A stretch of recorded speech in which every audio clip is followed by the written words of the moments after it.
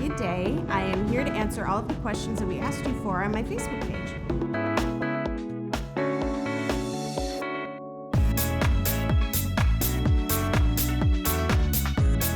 Patty, it came from a real man, which I know that gets people really excited when they find out that there is a Gideon cross and he is alive and well and lives in Manhattan, which is only 26 miles long, and you would think that that's a very small pool in which you can find him.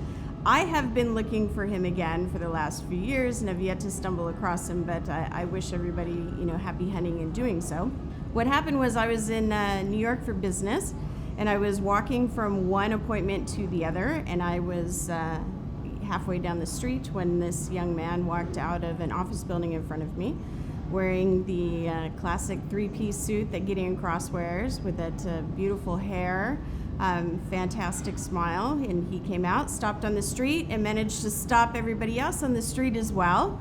I couldn't move, and neither could the women on the other side of him as he flipped through his BlackBerry and did whatever business was that he was doing. And then shortly after, he walked to the curb and slid into the back of a town car and drove off.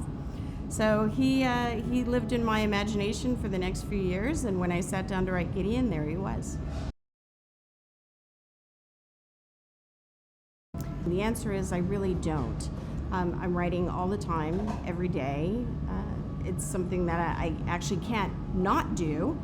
It seems like there's a long break between books, and I'm sorry for that. And I will admit that, at the start of my career, typically my release schedule was 3 to 4 full-length novels in a year. And of course, as time has gone on, that's slowed down to 2 novels a year, and that's where I'm at right now. That has a lot to do with just the amount of time that other aspects of the business consumes. It doesn't have anything to do with the amount of time that I spend writing, which hasn't shifted all that much. Some authors put out a book once every 5, 6, 7 years, so 2 a year is really not that bad, although it may not be as fast as you'd like me to.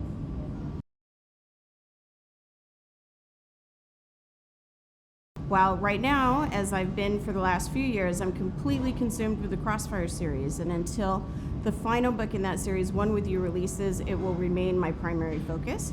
So that's where I'm at right now. That said, I am still looking ahead and working on just the basic mental ideas of what will be happening in the Blacklist series, which is the series that will launch after Crossfire, that features 2 new characters that you haven't met before, Lily and Cain, and we're going to follow them over the course of 2 books and several years, which is different, of course, from Crossfire, which is a day-by-day following of Gideon and Ava. So I'm excited about the shift to a different timeline in a story and different characters, and I think you'll be excited to meet them too.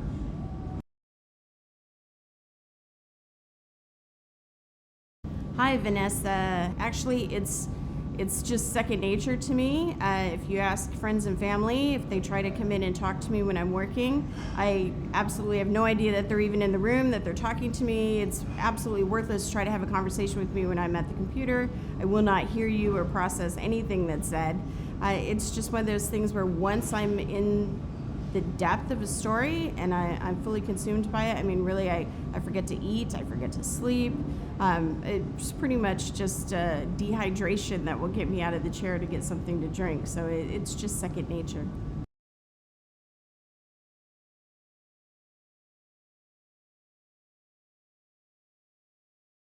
Hi, Beggs.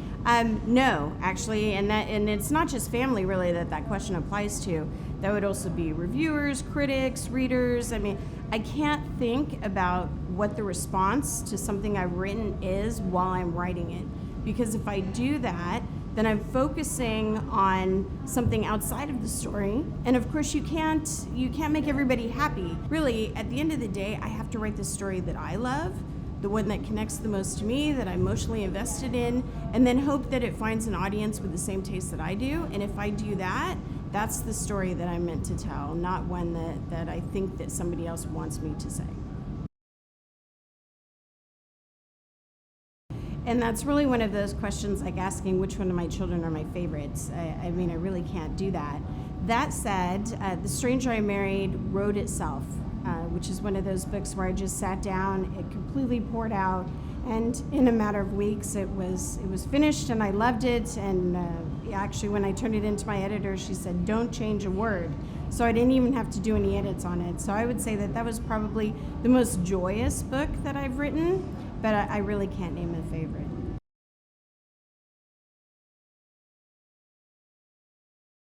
Now, I have to say that when I was here a little less than 2 years ago, I did check off most of the things that I had on my list of things to do in Australia, which was to hold a koala bear, to scuba dive off the Great Barrier Reef.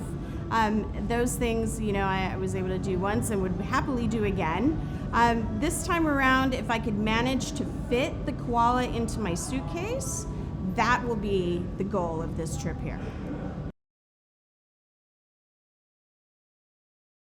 It was conceived as a trilogy and was actually contracted to the publisher for a trilogy. So yes, there are 3 full-length novels in the Renegade Angels series. And of course, we only have 2 out at this point, which is A Touch of Crimson and A Hunger So Wild. The next book, A Taste of Seduction, is Sire's story, and I know everybody's been waiting for that. The issue with it is that the Renegade Angels is published by the same publisher who publishes Crossfire, and the demand for Crossfire is such that we feel that it probably would be best to finish the Crossfire series first and then release the last of the Renegade Angel series. So that's the plan at this point in time. As soon as I have a release date, it'll be on my website. You can stop by anytime. And of course, if you sign up for the newsletter, we'll be sure to send you a note when we have the date.